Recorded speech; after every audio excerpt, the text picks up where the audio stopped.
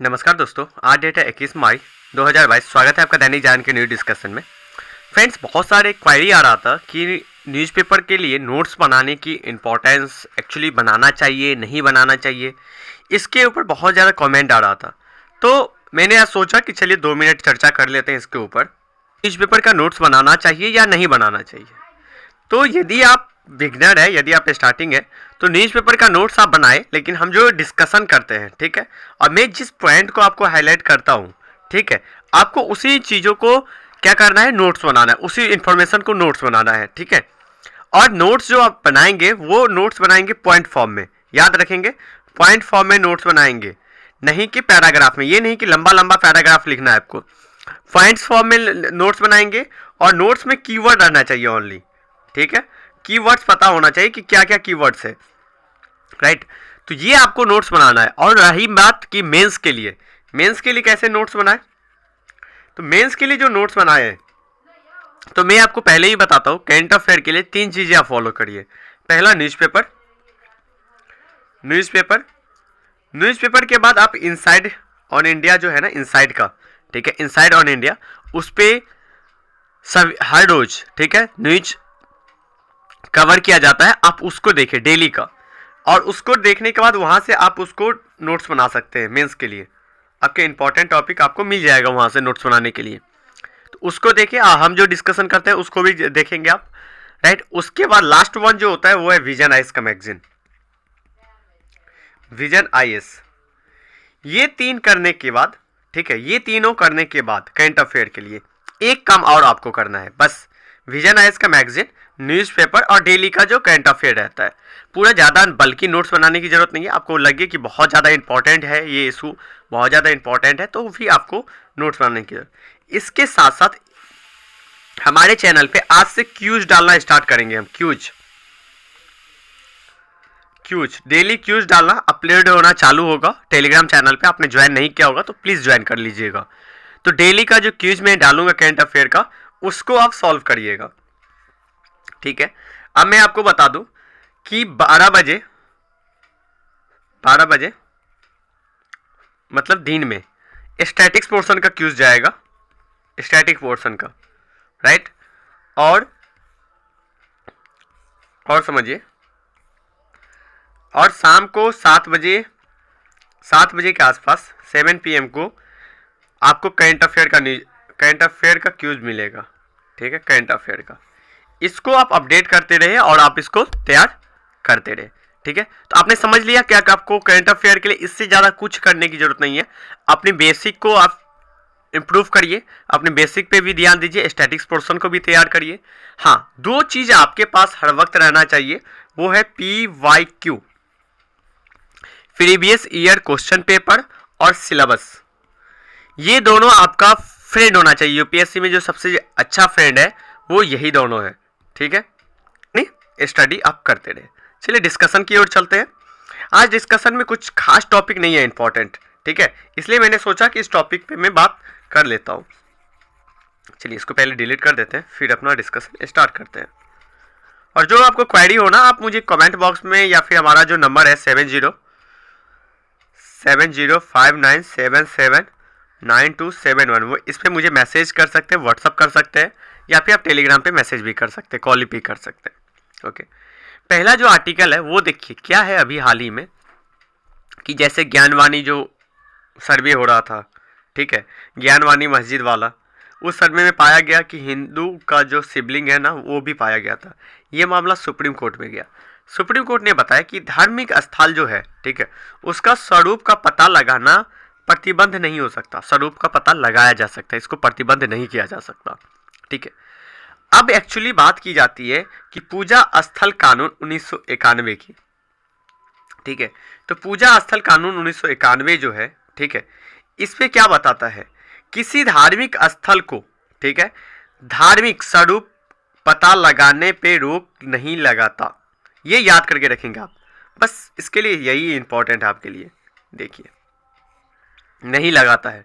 इसी के वजह में बताया गया है कि अभी जो रिसर्च किया जा रहा है, अभी जो सर्च किया जा रहा है ज्ञानवाणी वाला, ठीक है, तो इसमें आप प्रतिबंध नहीं लगा सकते। जबकि मुस्लिम जो पक्ष वाले थे, उन्होंने बोला था कि इस पर क्या लगना चाहिए, प्रतिबंध लगना चाहिए, लेकिन ये सीधा का सीधा सुप्रीम कोर्ट ने खारिज कर दिया कि इस पर प्रतिबंध नहीं लगाया जा सकता है।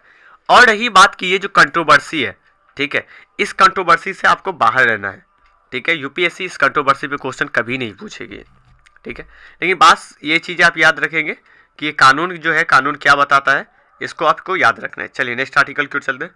नेक्स्ट आर्टिकल फर्स्ट पेज के अंदर नहीं है, इस पेज के अंतर्गत ये आर्टिकल एक आता है। ये देखिए, भारत और चीन के बीच में ना पेंगलम जो झील है, वहाँ पे क्या है, अवैध कब्जे वाला जो क्षेत्र है, उस पर अब दूसरा पुल बनाया जा रहा है। पहले एक पुल था, तो ये याद रखेंगे पूर्वी लद्दाख में जगह आता है पेंगलम लेक। यहाँ पे भारत और चीन के बीच में कंफ्लिक्ट है, ठीक है, विवाद है। 1960 में इस पे ऊपर कब्जा कर लिया था, अवैध कब्जा किया गया था, ठीक है। तब से ये चीन का पार्ट माना जाता है, चीन सरकार, लेकिन हम इसको भारत का पार्ट मानते हैं। वहाँ पे क्या है, अभी पुल बनाया जा रहा है, तो भारत ने इसके ऊपर क्या है कि आपत्ति जताई है। ओके, तो ये इसी से संबंधित ये न्यूज़ था, ठीक है। नेक्स्ट आर्टिकल की ओर चलते हैं। नेक्स्ट आर्टिकल इस पेज के अंतर्गत नहीं है, इस पेज के अंतर्गत भी नहीं है। मैंने आज को बताया कि आज इंपॉर्टेंट आर्टिकल नहीं है, एडिटोरियल में वही धर्म कानून वाला है, इसको हमें उतना तवज्जो देना नहीं है, ठीक है। एक आर्टिकल है जिसके बारे में थोड़ा सा इंपॉर्टेंट आर्टिकल है, इसको आप जीएस पेपर 3 के साइंस एंड टेक्नोलॉजी से कवर कर सकते हैं, साइंस एंड टेक, विज्ञान एवं प्रौद्योगिकी से, ठीक है। कंटेस्ट क्या है, कंटेस्ट क्या है कि इसरो अभी हाल ही में रिसर्च करने जा रही है शुक्र पे, शुक्र ग्रह पे रिसर्च करने जा रही है। अभी तक क्या है कि जीवन कहाँ पे एक्चुअली संभव हो सकता है, इसको लेके हम 2 ही जगह रिसर्च कर पाए हैं बारीकी से। 2 जगह कहाँ पे कर पाए, या तो चंद्रयान पे या फिर मंगलयान, 2 ही जगह, 2 चांद पे या फिर मंगल पे। लेकिन अब जो है इसरो अब शुक्र पे भी, भारत की ओर से शुक्र पे भी बारीकी से अध्ययन करेगी। और अध्ययन करने के लिए जो दिसंबर, ठीक है, दिसंबर 2024 को डेट फिक्स किया गया है। अब आपके मन में एक क्वेश्चन रेज होगा, क्वेश्चन आएगा कि एक्चुअली दिसंबर 2024 ही क्यों, दूसरा भी तो हो सकता है, दिसंबर ही क्यों? तो इसका आंसर होता है दिसंबर इसलिए है क्योंकि उस समय पृथ्वी के सबसे नजदीक रहेगा शुक्र, ठीक है, पृथ्वी के सबसे नजदीक रहेगा। और नजदीक होने से क्या होगा कि ऑर्बिटर को भेजने में ईंधन की खपत कम होगी। ऑर्बिटर जो जाता है, ठीक है, ऑर्बिटर जो भारत, देखिए यहाँ पे जैसे स्पेस है, यहाँ पे ऑर्बिटर जाएगा, ठीक है, यहाँ पे मान लीजिए है, तो यहाँ पे जो ये नज़दीक रहेगा, पृथ्वी से नज़दीक रहेगा, तो ऑर्बिटर को जाने में क्या लगेगा, कम ईंधन लगेगा, कम समय लगेगा, तो इससे क्या होगा, हमारा खर्च भी कम रहेगा, ठीक है। उसके बाद अभी तक वही है, अभी तक जो हमारा रिसर्च चलता था वैज्ञानिकों का, वो कहीं ना कहीं चंद्रयान या फिर मंगलयान पे ही केंद्रित था, लेकिन अब इसमें संशोधन करके इसको आगे ले जाएगा। क्योंकि ऐसा क्यों किया जा रहा है, क्योंकि शुक्र में बेहद जो है ना गर्म और नारकीय ग्रह है, ओके, इसीलिए माना जाता है कि यहाँ पे जाना थोड़ा सा कठिन है, जिसका वातावरण में क्या है कि 96% कार्बन डाइऑक्साइड है। कार्बन डाइऑक्साइड होने से क्या है कि यहाँ पे सल्फर एसिड का वर्षा होती रहती है, सल्फर एसिड का वर्षा होती रहती है। तो आपको पता है कि सल्फर एसिड कितना खतरनाक है, आपके यदि त्वचा पे पड़ता है तो आपको वहाँ पे कैंसर हो जाता है, राइट। तो वहाँ पे जीवन कैसे संभव हो सकता है, यही तो हमें रिसर्च करना है, राइट। शुक्र जो है इतना गर्म है, ठीक है, कि उसमें उसके सतह में ना आपको देखेंगे कि ज्वालामुखी का लावा के विशाल फव्वारे और जीवन की संभावना को अध्ययन किया जाएगा। ये सारे चीज़ों को अध्ययन किया जाएगा, ओके। इसको जो भेजने की बात की जा रही है शुक्रयान को, ठीक है, वो GSLV से भेजा जाएगा, GSLV। अब आपके दिल में एक क्वेश्चन आएगा, मन में एक क्वेश्चन आएगा कि GSLV क्या होता है। देखिए, GSLV एक वाहन है जो सैटेलाइट को एक जगह से दूसरी जगह तक पहुंचाता है। तो GSLV एक वाहन के रूप में काम करता है। उसका मार्क 2, राइट, मार्क 2 या मार्क 3 से भी इसको भेजा जा सकता है, ओके, प्रक्षेपण किया जाएगा। एक इंपॉर्टेंट पीटी के लिए इंपॉर्टेंट जो फैक्ट है वो याद रखेंगे, शुक्र रात के समय आसमान में चांद के बाद दूसरी सबसे चमकदार, ठीक है, चमकने वाले और खूबसूरत चीजों में नजर आती है। तो आपसे क्वेश्चन बन जाएगा कि चांद के बाद सबसे ज्यादा चमकने वाला कौन सा ग्रह है, ठीक है, तो वो है शुक्र। इसको याद करके रखेंगे, ये शुक्र है, इसीलिए उसको अक्सर क्या माना जाता है, शुक्र को पृथ्वी का जुड़वा ग्रह माना जाता है। ठीक है, जुड़वा माना जाता है, पृथ्वी का जुड़वा माना जाता है। क्यों माना जाता है? क्योंकि दोनों का आकार, द्रव्यमान, घनत्व एक जैसा होता है, एक समान होता है। ठीक है, तो ये परिस्थिति होती है। चलिए, ये आर्टिकल हमने डिस्कस कर लिया। नेक्स्ट आर्टिकल की ओर चलते हैं। नेक्स्ट आर्टिकल इस पेज में नहीं है, इस पेज के अंतर्गत नहीं है। इस पेज के अंतर्गत एक चीज़ बताई जा रही है कि देखिए, पूर्वोत्तर जो राज्य है हमारा, पूर्वोत्तर राज्य जो हमारा है, ठीक है, उसमें क्या क्या चुनौती है। इसमें एक चीज़ केंद्रित किया गया है म्यांमार के ऊपर। देखिए, म्यांमार में अभी जो सत्ता है वो सेना के हाथों में है। जब सेना के हाथों में सत्ता है ना, तो वहाँ पे बहुत ज़्यादा प्रॉब्लम है। प्रॉब्लम होने से लोग क्या है, पलायन करके मिजोरम के रास्ते भारत को आ रहे हैं। तो हमारे यहाँ पे शरणार्थी वाला जो है ना इशू, वो सबसे ज़्यादा प्रॉब्लम यहाँ पे है।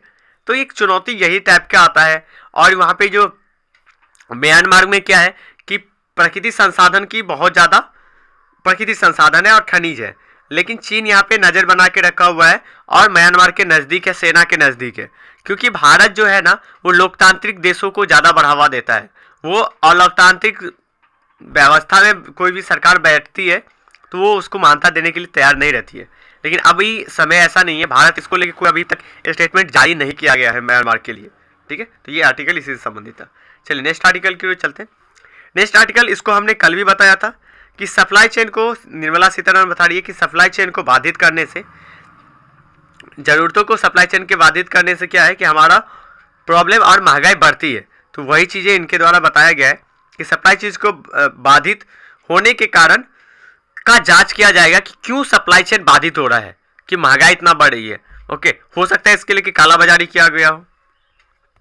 राइट, इन सारी चीज़ों को टैकल किया जाएगा यहाँ से।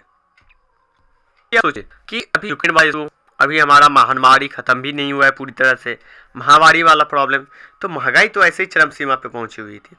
ठीक है, अब इस चीज़ों को टैकल करने के लिए सरकार क्या कर रही है? टैकल करने के लिए सरकार महंगाई को कम करने के लिए भी मौद्रिक नीति में संशोधन कर रही है। लेकिन सप्लाई चेन यदि बाधित रहेगा तो क्या होगा? ज़्यादा से ज़्यादा सामान मार्केट में पहुंचेगा नहीं। जब सामान मार्केट में नहीं पहुंचेगा तो इसकी मांग क्या होगी? ज़्यादा होगी। कोई भी सामान का मांग ज़्यादा होगी तो प्राइस क्या होगा? प्राइस बढ़ जाएगा। राइट, तो इसको आप ध्यान में रखेंगे। चलिए, नेक्स्ट आर्टिकल की ओर चलते हैं। नेक्स्ट आर्टिकल इस पेज के अंतर्गत नहीं है, एक पेज के अंतर्गत है कि सीपीईसी क्या है कि चाइना पाकिस्तान इकोनॉमी कॉरिडोर, इसको अब बढ़ा के क्या किया जाएगा? इसमें पाकिस्तान और तुर्की, ठीक है, तुर्की को जोड़ के पीएम जो है, प्रधानमंत्री अभी शहबाज शरीफ, कहाँ का? पाकिस्तान का, इन्होंने बोला है कि इसमें आप तुर्की को भी जोड़ा जाएगा, एक तिकड़ी के तौर पे हम लोग काम करेंगे। तो इसको आप याद में रखेंगे। और ये जो इकोनॉमिक कॉरिडोर है, इसमें इंफ्रास्ट्रक्चर को डेवलप किया जाएगा, कनेक्टिविटी, क्षेत्रीय कनेक्टिविटी को डेवलप किया जाता है, जिससे कि व्यापार को बढ़ावा मिल सके। ओके, चलिए नेक्स्ट आर्टिकल की ओर चलते हैं।